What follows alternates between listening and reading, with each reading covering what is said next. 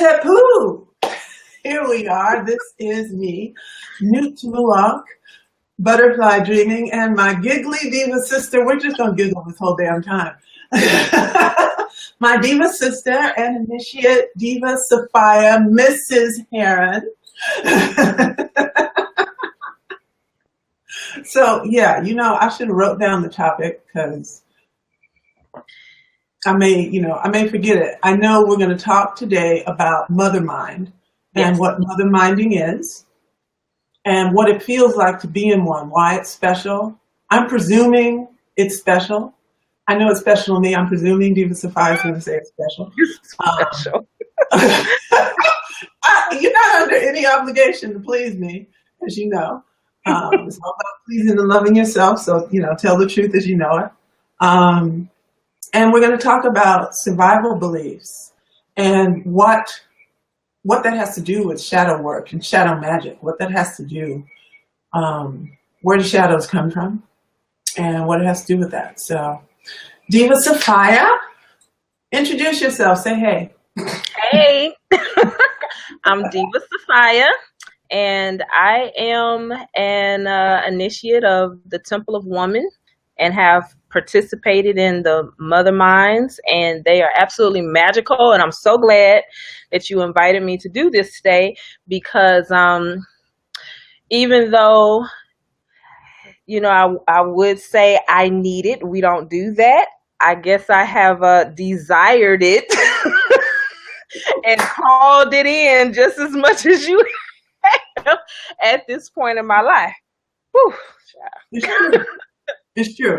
What Diva Safiar is alluding to is that, and this isn't even one of the diva laws. There are diva laws that have come to me and that I share with the diva students and initiates. And this is interesting because the mother mind that's coming up, I'm taking it out of the Temple of Woman and putting it in just my main cauldron. And the whole idea is that this mother mind is the seed mother mind to create a vortex, but really more, when I say vortex, think cauldron. Think the swirl in the center of a cauldron of black potentiality and magic and everything luscious and good that we are that we don't see yet. And the whole idea with the mother mind, with that, when I received that and began creating those, was that eventually we will bring men into the mother mind because there's a part of the healing that doesn't happen if they don't experience that mother mind energy, that nurturing, adoring, nourishing energy, and reconnect to that within themselves. The healing's incomplete. So this is the first seed for that purpose. Anybody cares? That's just, the stuff that goes on between me and my divine guides. But what Diva Safiar was alluding to in the process of that, there are certain things that we decide that I invite my initiates, I invite my students to take on. And one of them is disbanding, releasing the idea of need. And releasing it in our language, releasing it in our feeling, just releasing the idea that there's anything that we can perceive or dream of that isn't already prepared and awaiting us. And replace the idea of need with desire or awaiting revelation. Let's say that. I'm awaiting the revelation of a thing. I'm awaiting the revelation of that thing. So, yeah. Is that accurate? Or do I order y'all to do it?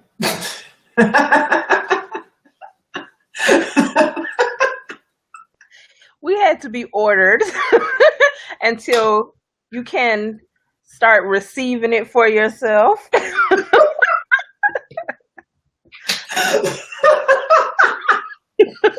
See, that's real. That's what I meant by getting real about it. Because That's real. I think I'm inviting, but I'm as much a witness to it, a witness to the work that is transpiring as everybody else is. I am standing to bring forth truth, to bring forth healing, to bring forth a revealing energy. And I'm witnessing at the same time. So I may have the intention to invite, but okay, it comes out like an order. But does it work? Yes, yes. You put your voice on no diva. No diva.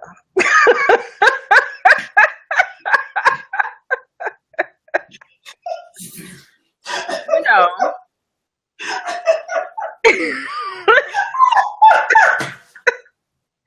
Even though we're on conference calls, usually I still see this. You see it. You see it. I no diva. No. That's intentional. You should see it.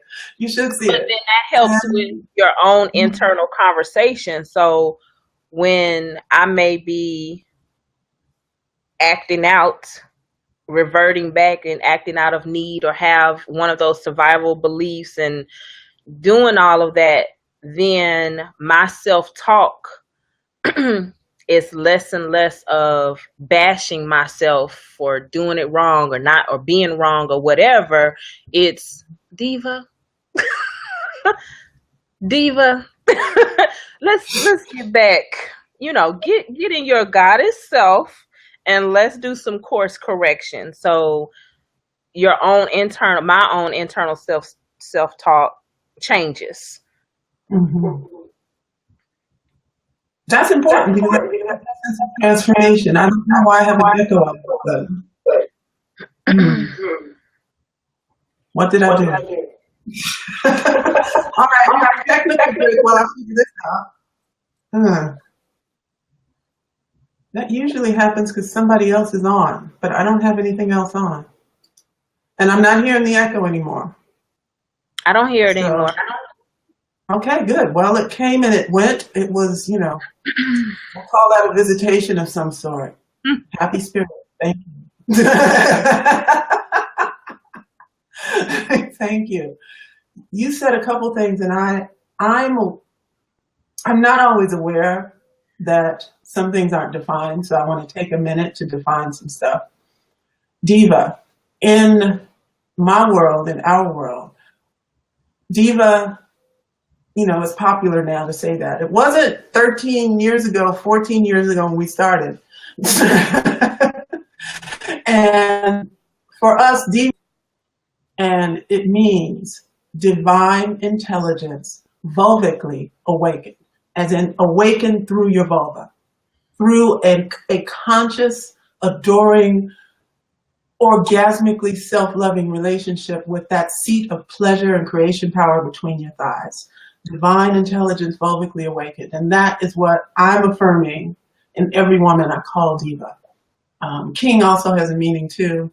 That's another video.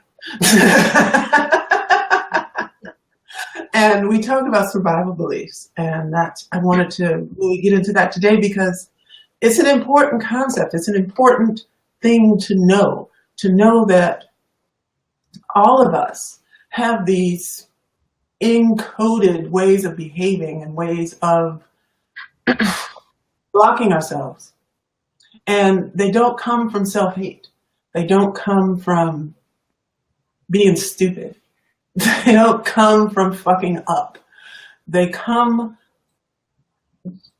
love. They ultimately come from love, but love from a place that doesn't quite understand how the world operates.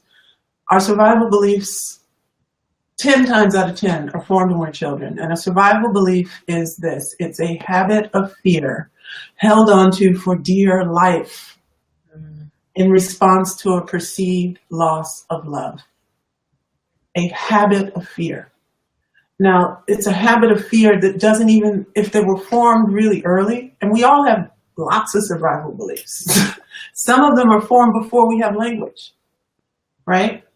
Some of them are formed, maybe as far back as, you being a toddler and somebody's slapping your hand for reaching for something you weren't supposed to.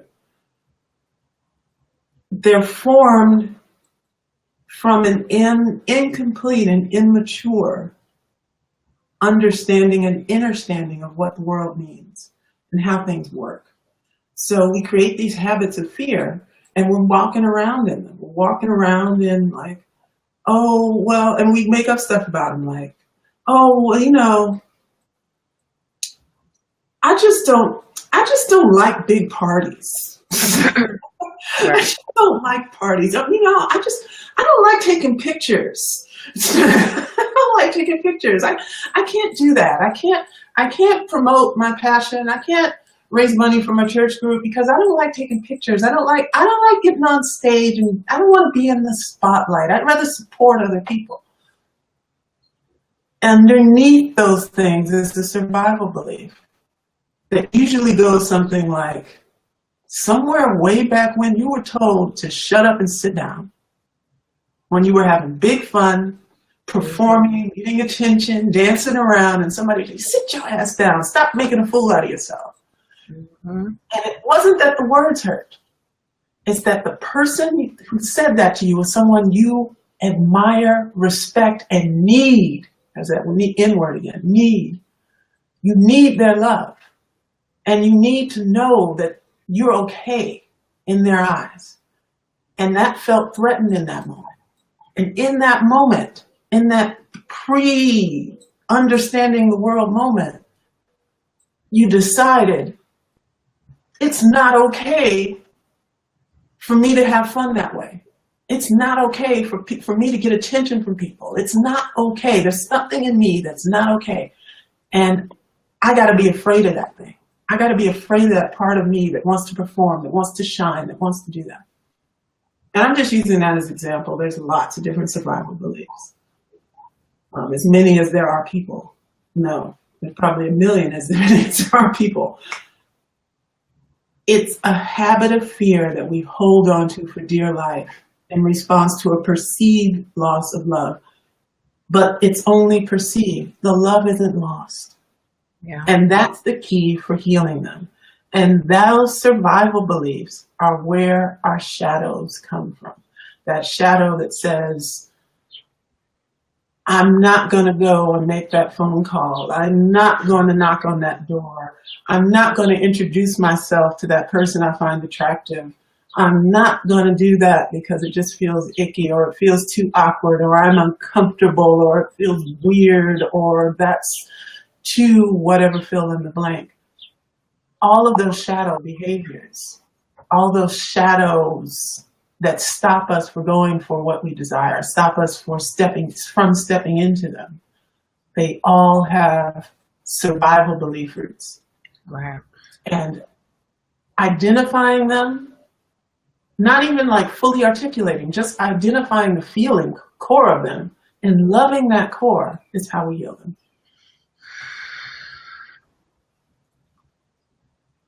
Did I get it right? Is that how we do it?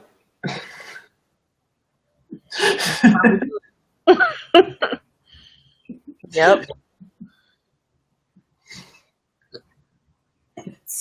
So tell me and everybody else, what's your experience, your own experience of the process? Is it painless? Does it take a long time?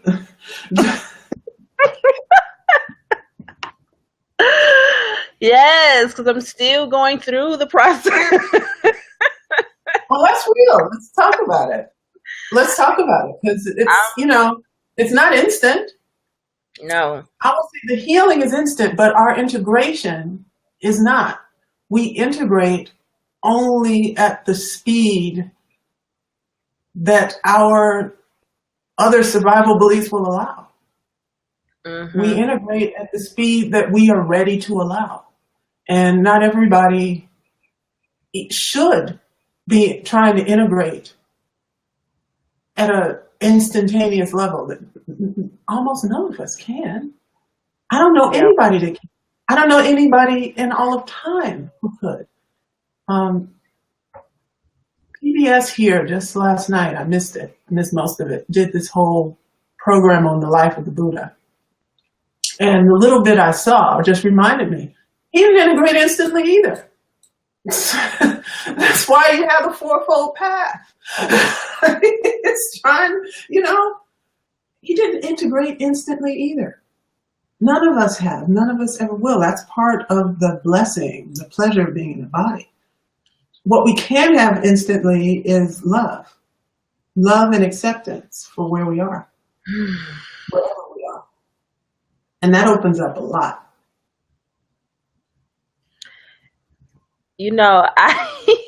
As you're saying this, I'm thinking of a few different things that have come up for me just within the last couple of weeks. And one of them is, Miss Deja. Your daughter. She cut a part of her hair. Like, she cut, and I was looking at her, and I was like, and I'd seen it all day, and I was like, why is that piece sitting there like that? And but it just didn't register later. And then later on in the evening, I'm like, did you cut your hair? And I'm looking, my eyes are like zoning in on the ends to see if they look bluntly good. And, she wanted to, not tell the truth. And I'm looking at her like, dude, and my first reaction was to just go crazy. Why would you do that? Oh my God. And so I kind of met somewhere in the middle. That's what I could muster at that moment. But in my mind, I kept seeing when I cut my hair when I was a little girl, and when I cut my eyebrows when I was her age or younger, I don't even remember, and the pain that was inflicted on me for doing something to my own body, and the issues that, I've had growing up with hair and all this kind of stuff, and all of that was just going through my mind. And so my knee-jerk reaction is to react in the same way. And I was able to pull the reins back in the middle. And when I left and came back, I was like, you know what? I don't even know why I'm so mad. It's not my hair. It's your hair. Your hair got a little turd on the side of it. Not me. You got a little doo-doo. And, and then I'm thinking of, okay, well, how are we going to fix this? But that's the next day. But I could see right then how my response, how I handle it, will affect her many years later, just like how I was affected. All of that came back to me. And I know I got a whooping for cutting my hair, cutting my eyebrows, whatever. And I'm just thinking, it's your body. Okay. Maybe you were feeling adventurous. She's an explorer, but that's where those fears, even though fear is a lie, that's where they start, at those reactions that we make. And we're usually reacting in the same way that we were shown. It's so that you can interrupt the survival. Okay, the echo spirit's back. What up? We can interrupt. You can see when you have the opportunity to instill one in someone. It can happen in adulthood, but it takes some extenuating circumstances. It really takes. So it would take someone being incredibly vulnerable. But it can happen. But you can reverse them, and that's healing generations when you did that. Yeah. You being present to that moment and bringing up your experience and remembering. So that's your experience. The experience of the people taking care of you, they gave you that. You bring that, you brought them there, you brought whatever they brought to that moment, and you reversed it. That's healing a generational curse in that moment. That's what's meant by that expression. Mm. And yeah, you know, y'all, you know, you just repeated it. Fear is a lie. I say that. Fear is a lie. And our belief in fear is real. Fear is always a lie. We're the real. When we breathe reality onto it by holding it as real, when we believe in it, it's our belief in the fear that is real. And that, our belief, that survival belief, is what creates a very real shadow. Very real shadows that interrupt our progress, that interrupt our transformation, that interrupt our experience of love for ourselves or love for anyone else. Mm-hmm. You know, I had to love on myself. I had two more things. And one is I'm a part of a group, a wellness group. And the woman, I haven't been a part of this group long, and the woman invited me.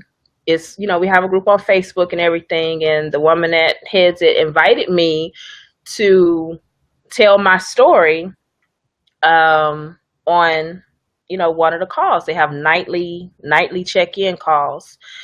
And my first reaction was yes.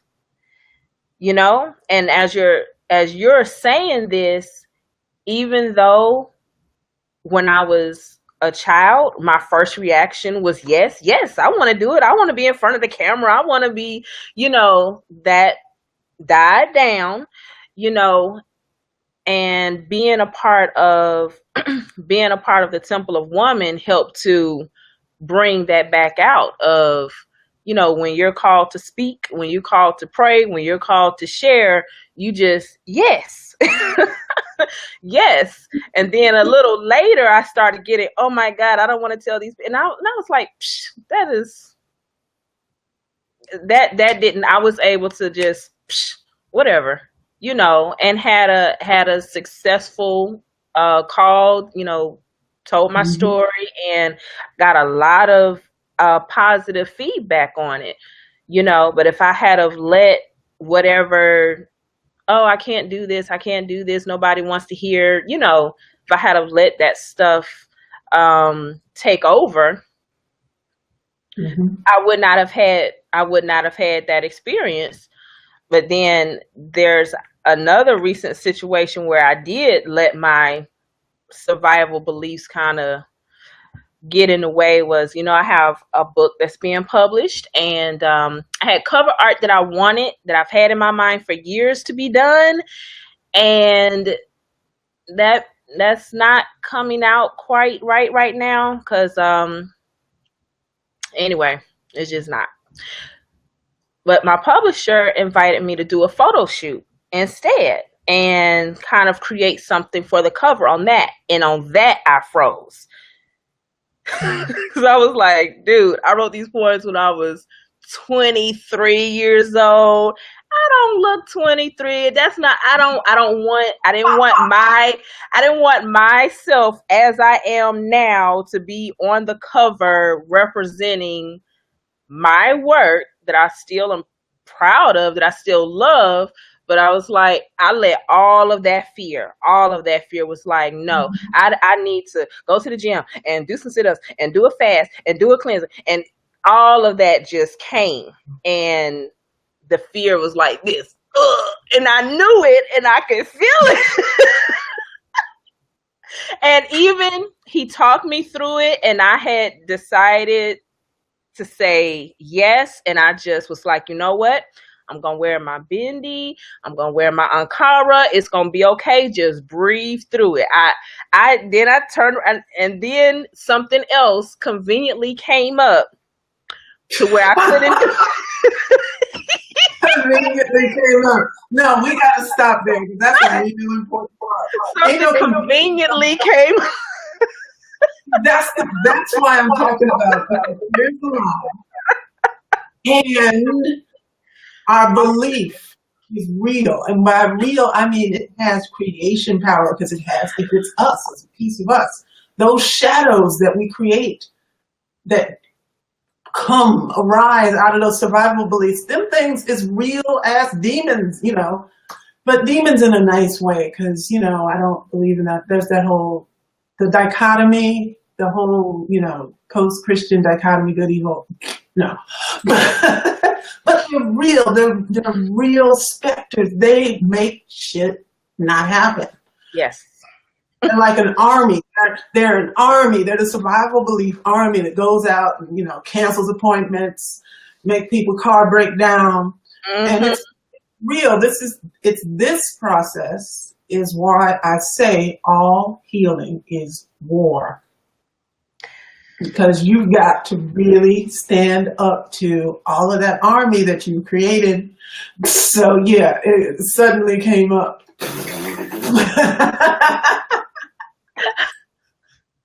Because of course, if it was something that I was all for, and that same thing would have come up. But if it was something that I was all for and I was just ready to just go do it, nothing could have prevented me from doing it, but because I was allowing, and I say allowing that to consume me, it was like, phew, that was a relief. And I didn't like that, and yet I did not beat myself up about it. That's important. Yeah, because you can't fight or win the war if you're fighting the warrior. If you're beating up the warrior, it can't happen. And I'll talk about that more perhaps in another video, or maybe not. My students and my initiates get it. I call y'all bliss warriors for a reason. There's some shit you're gonna have to knock down with love, with absolute love, but not love as a soft, fluffy, pink hearts and flowers thing. Love that is a sword of fire, love that drinks blood, love that will move through anything that stands between you and owning your desire. And everything is all up in here. It's all in here and here, So yeah, it's war, but it's war you can win because you already have. Yeah. You already have one just by being aware. You already have.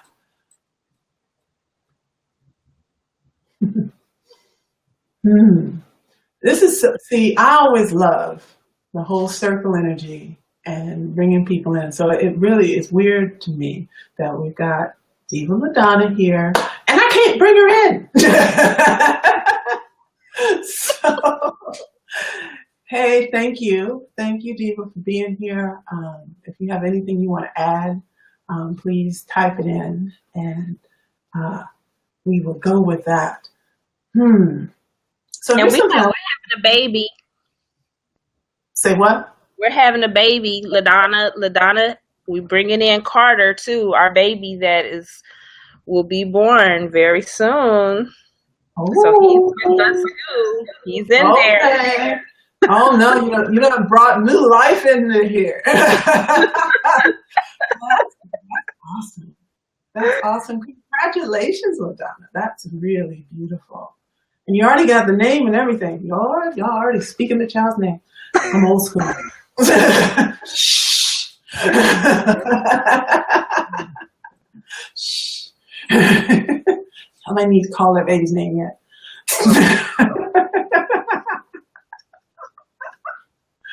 I am old school. Gotta do a video on that. Do a video on what? Why not to call the baby's name? Yeah, all of that. All that old school stuff? Yeah. All of those proper. Yeah. Well, it's everything is good. Everything is blessed and beautiful. These traditions, all of them are about taking good and adding to it. So it's all good. There's no, There's nothing wrong with calling the baby's name. There's the reason behind, at least my version of the tradition, what I've followed and learned. It's about attaching to that child, attaching to the spirit of that child and to that child outside of their immediate family, outside of the mama and the brothers and sisters and the daddy. Because a name is a powerful thing. You know, a name, a lot of times I'm going way off the subject, but hey, that's me. It is. I'm here for what is, and this is what is. A lot of times, it hasn't happened very recently, but it happens from time to time. People, especially my African brothers and sisters, well, only them. I have not had any Europeans ask me this. I think, y'all know better. But ask, how can I get an African name? How do I have, what's my name? And, I've got, it looks like, and it does, I have plenty to share. There's the ones and I have more. So, Tmu-Ankh Butterfly Dream, that's like a whole family full of names right there. And there's others. But each name, the tradition of naming is about, one, my names are a job description. And it's an address. It's like a phone number, I'm using this because that's what I grew up doing, dialing. You hit the button and you dial. Wait for it to come back.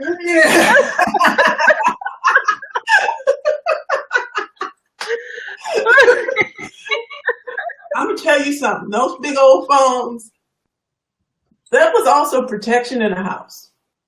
Anybody came in the house, you didn't want to be there, all you had to do was pick up that big ass phone. Just the receiver would knock a mother out.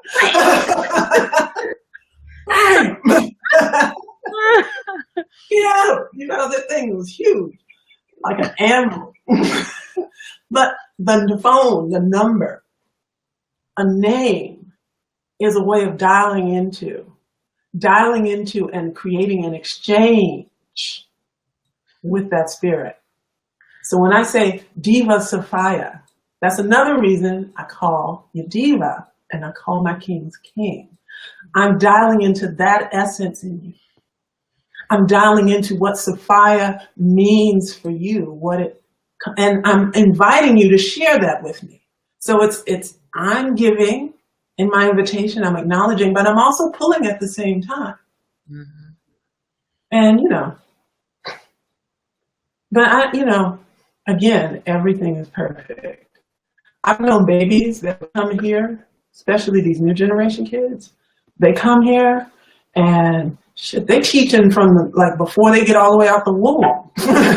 They are teaching, they are projecting, they are creating a whole field, a whole energetic resonant field that can be felt by everybody on the block. And I'm not joking, I'm not being metaphorical, I'm being real here. So, you might be having one of those. So maybe we need his name right now. Maybe we need to be calling on him. That could be the healer. That could be the one. You never know. So yeah, don't have to do another video because we've done it. Anyway, I said we're going to go for an hour, so we've got about 15 minutes. What do you think, Diva Safiar? What if you were in the MotherMind now? Because I haven't opened one for some time, so I haven't had the benefit of it, and you haven't. And we're opening one again now. If you were already there for this experience with the photo shoot, what, if anything, do you imagine would be different? I would have done it. and even if I had those same I would have immediately plugged into the temple online, say how I was feeling, have a group of, support loving me through how I was feeling and still supporting me to get my ass to the photo shoot, pretty much. Or there would have been a call that I would have just done, or I'm looking forward to, that I would have had to filter all of that stuff through. And I'd have been there in the shoot with you, FaceTime, Skype, something. I'd have been right there. I still will be now that I know, because you will have to do it. You realize you are declaring now all over the whole interweb that you're going to be doing this photo shoot. It's a done deal. It is done.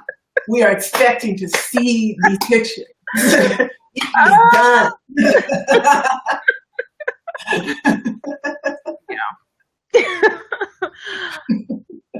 I feel, and especially since I went for, I guess, a few years of doing constant, being in circle, and now that I'm not, and it may just be a thing here that's for, like we did the crystal, thing, or the last one we did, you see, I'm not even remembering exactly. You had 2 weeks, girl. You had 2 weeks. I have so much other things going on that I know from experience all of those things would be going more smoothly if I was actively in circle. I would feel more balanced, more in harmony. I would be, pulling more from, not pulling, but flowing more from my womb and my pussy power if I was actively in that circle. And I still do tap into it. I still remember, yet it is not the same as being engaged. Like a job, I know I have a call at this time. I know I have an assignment that I have to do by, this date. I know that when I post something on a temple online, there's going to be a lot of eyes on it because there's several other people that's engaged, as well. We're talking about being held. And it's not being held accountable. See, that's a big difference between mother mind and mastermind. It's not about being held accountable. It's about being held. It's about being held. Mm-hmm. Just being held by your sisters, held by your commitment, held by your devotion to yourself, and being witnessed in that. That's what we lack in our modern engagements, right? We don't have that cemented. There's pockets here and there, and I'm doing my best creating as many pockets as I can, but it's still just a pocket. It's not going to the woman's house in the village every week, and having that container. It's not reinforced. And it's not about knowledge. You have the knowledge. It's not about knowledge. We all have the knowledge. We have we have more information. We're spitting information out of our pores. We got more than we know what to do with. Half of it is garbage. No. 99% of it is garbage. It's not about knowing more stuff. Yeah. It's not about learning a new thing. I didn't induct you into diva pussy religion. You did that yourself. You did that yourself, pussy priestess. It's not about adopting anything outside of yourself. Yeah. It's giving yourself the luxury of being witnessed, being held, being mirrored intentionally, consistently, at a very high level. Yeah. And by high level, I mean there's no superficial mirroring going on. There's nothing superficial in our mother minds. There's no even though we laugh, we talk, we do all this, but everything is about revelation. It's about achieving a deeper revelation. And I feel that's really important because, we, especially as women, we're indoctrinated to lead superficial lives. We're indoctrinated to, speak not just softly, but in this really deferring way. In this deferring way, whenever, that's what's expected. And when we don't do that, we're called all kinds of other names. Yep. It's about having a space that's free of all that bull. Where your magnificence, all of it, however it shows up, if your magnificence is pink, rainbows, glitter, and butterflies. We've had a diva. I'm thinking of a diva who was like the queen of that, who we've had in the circle, we've had in our initiations. And bring all of that. Bring all of that. If that's who you are, if that's what's in you, if that's what's in your soul to come out, if that's what's in your womb, give birth to all of that. Have all of that adored. Have all of that appreciated, adored, and celebrated. Yeah. And call it all up. It's, So I don't want to end this discussion about the real deal experience of MotherMind, and there's all of this beautiful, deep, transformational spiritual work, and there's money involved too. So I want you to talk about that too, Safiya. Is that an impediment?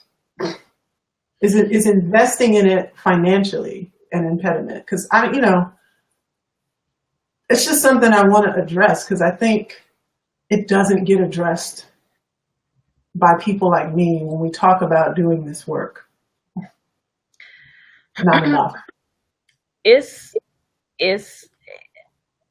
it as you describe fear, Mm-hmm. I think it's that same way. And when you let that, if you believing in that, that saying I don't have the money or things like that to do it, then that becomes what it is. It's never really true. It just may not, you just may not know how to, number one, find the money or to get up underneath of what it really is, what you're really saying. Are you really saying, I don't value myself enough to put me first? Because for me, doing the MotherMind and all of the stuff that we do is self-care to me. It's like being able to go on a retreat when I haven't left my living room or my bedroom. You actually did leave, though. You came. We actually did. I did get you on a plane once. I can't. It's been too long, and I can't wait, to come again. Yet, it is, the how you create the program. You would think that I was coming to your village and meeting with these other sisters every week. The relationships and the bond that I feel that I have, created with the other women that I've been in circle with. It's like, it's as if they were somebody that I was seeing every day, Mm-hmm.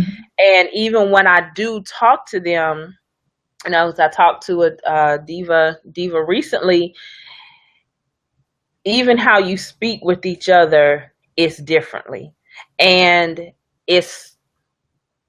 you can have that recreated with other people depending on where their mindset, but a lot of times you just kind of revert back to the regular way that you may communicate. But even, speaking with a diva, you can't even vent the same. You can't just go all off and vent and complain. You can't even do that the same way because it's going to come back to you, diva.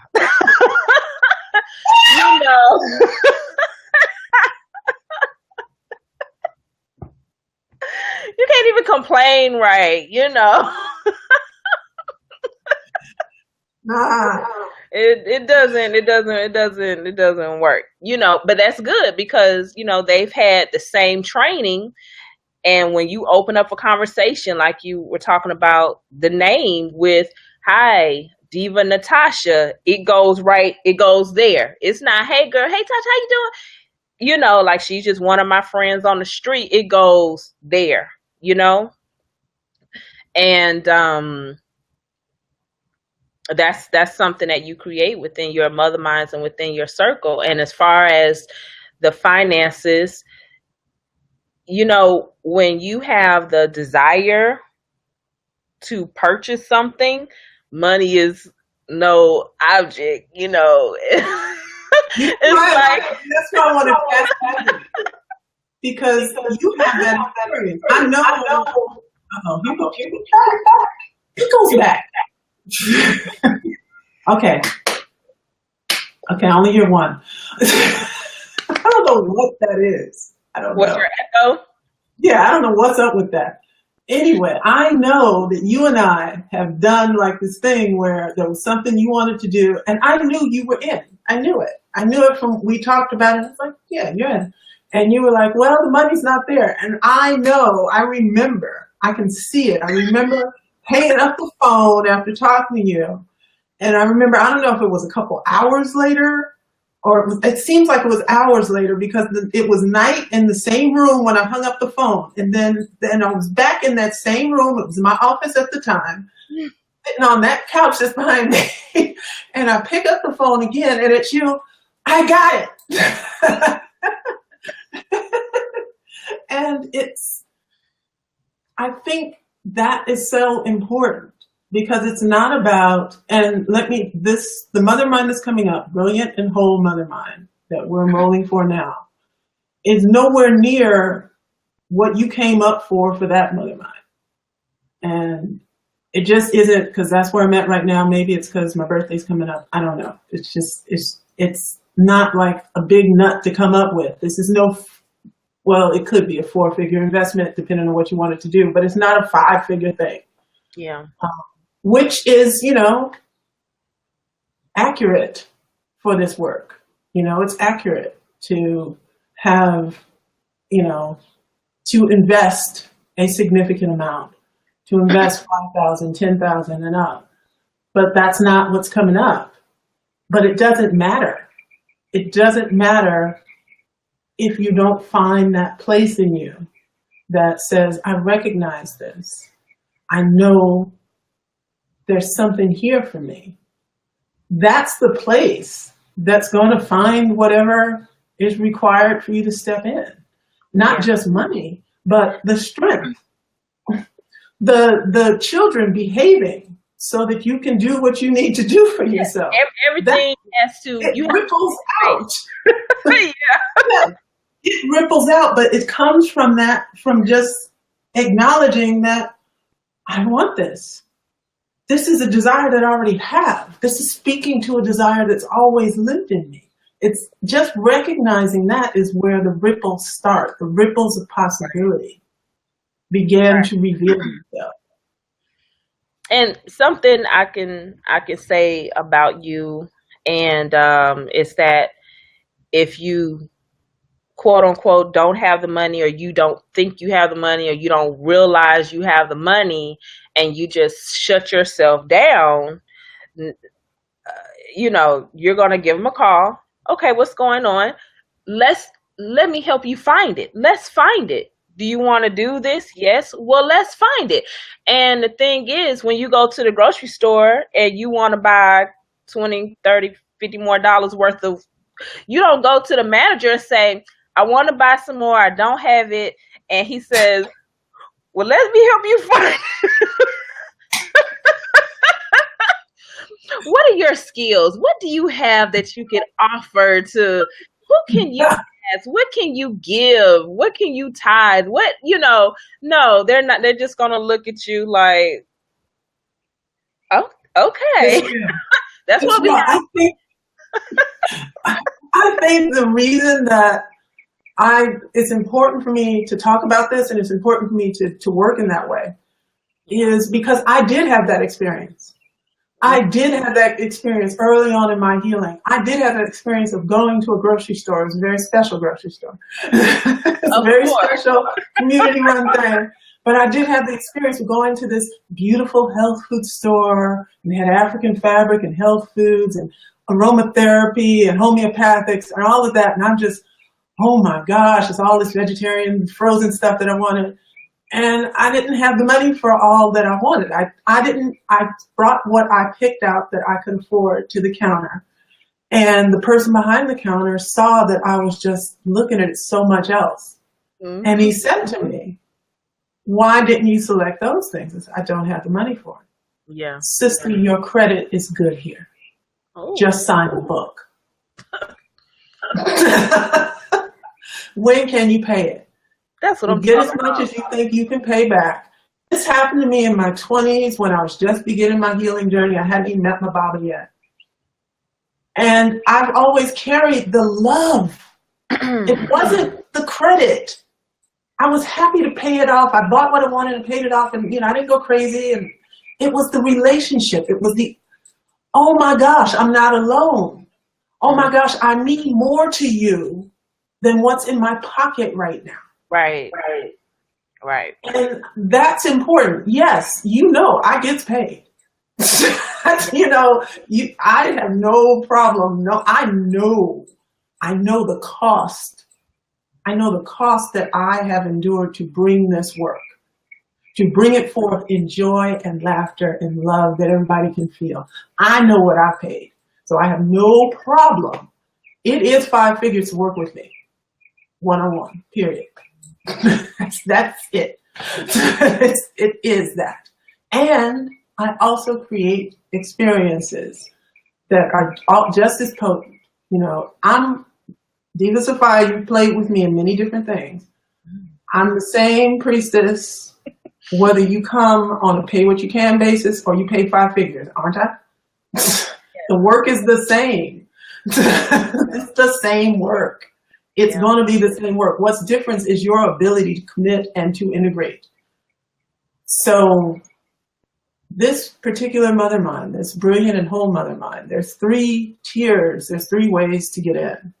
And truly, if the yes is in you, speak it, because there's a way. There's a way wherever you find yourself. There is a way for you to participate and come in. And that's important. I think, the whole thing of this particular mother mind is healing that whole brilliant and broke thing. Healing that shit. There's too many ways that we are walking around, and there's just a lot more of us. I'm hearing and seeing a lot more of it. I'm seeing it in my own life. I'm like, what the hell? There's new levels of brilliant and broke that I'm discovering, which is like, damn, I thought I would be done with that, but there's new levels of it. And healing that, being in co-creative healing space with that is really important to me. It's really important that when I hear sisters, whether they're my Diva students and initiates or not, talking about that wound, about dealing with that, I'm not enough, I don't have enough, whether it's I don't have enough time, I don't have enough youth, I don't have enough skinny or fat, I don't have enough money, I don't have enough good looks, I don't have enough man, I have too much man, I have too much woman, whatever it is.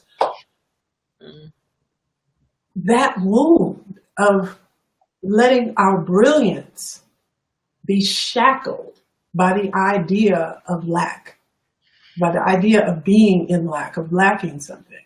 That is an important wound that I'm feeling and hearing crying out for a collective healing, So it's important to me to answer that and to make it in a way that you can answer it, that everybody, wherever you are, sister, wherever you are, you can step into this cauldron. There is a way in.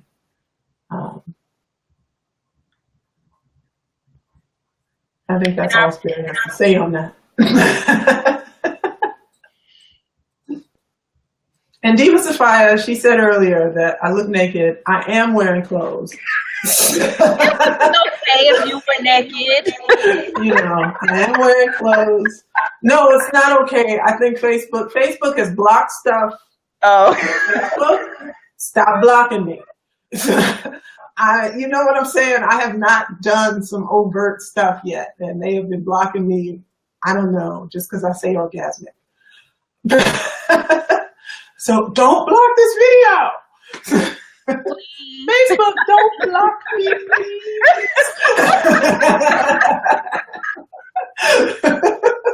You're good. And you given that example of, you know, going to the health food store, then of course it made all of these other experiences that I've had where when you ask or when somebody, you know, sees that there's something going on and they're willing to work with you.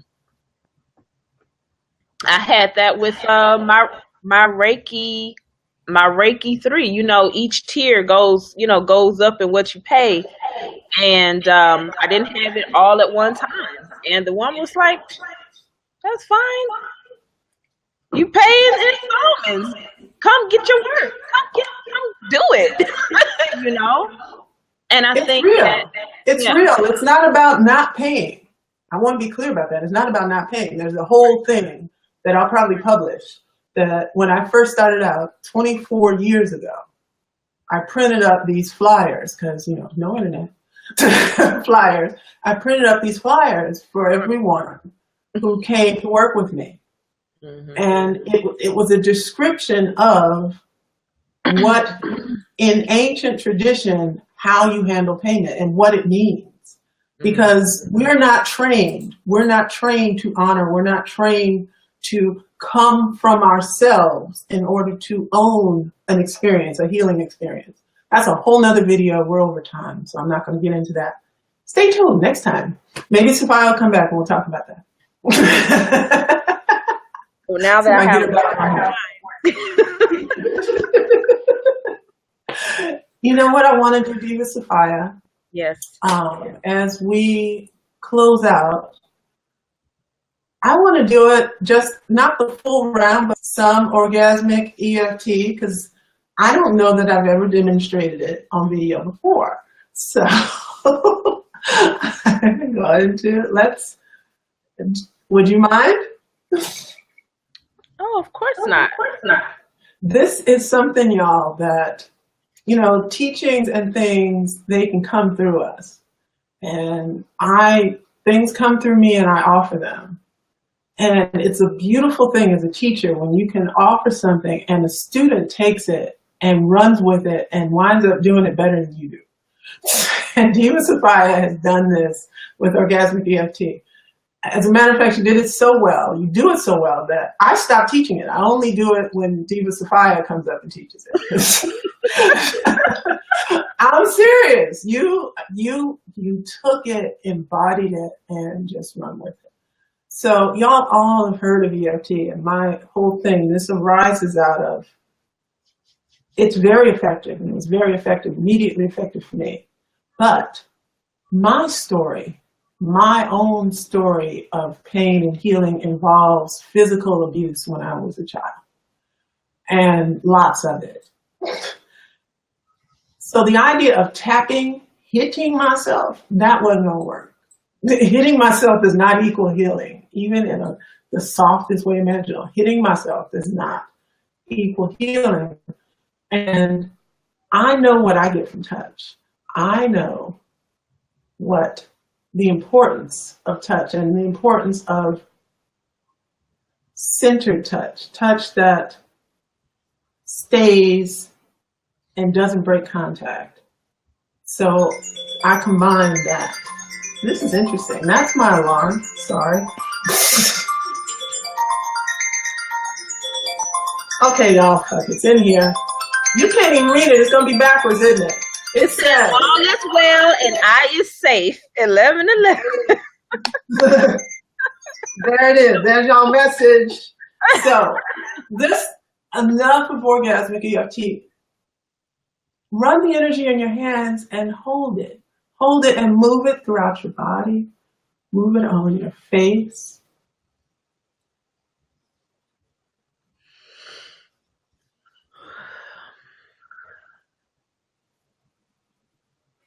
Just feel the energy moving without any terms or phrases or anything. Just give yourself that gift. We talked today about the nurturing and the nourishing that we can give one another in circle. But you can give it to yourself as well. It's about being conscious and paying attention. If you don't give it to yourself first, you'll have nothing to share in circle anyway. You'll have no ability to take what is shared for yourself in circle or anywhere else.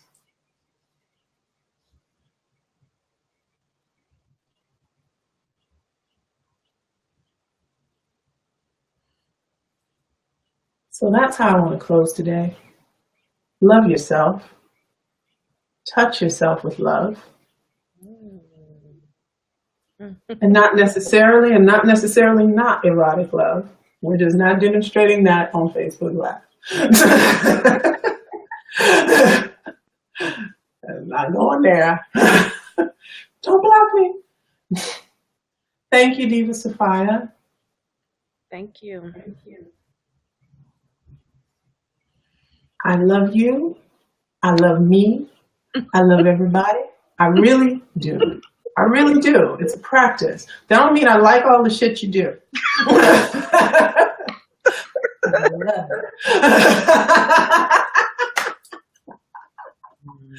Thank you for being with us. Thank you for watching in the replay.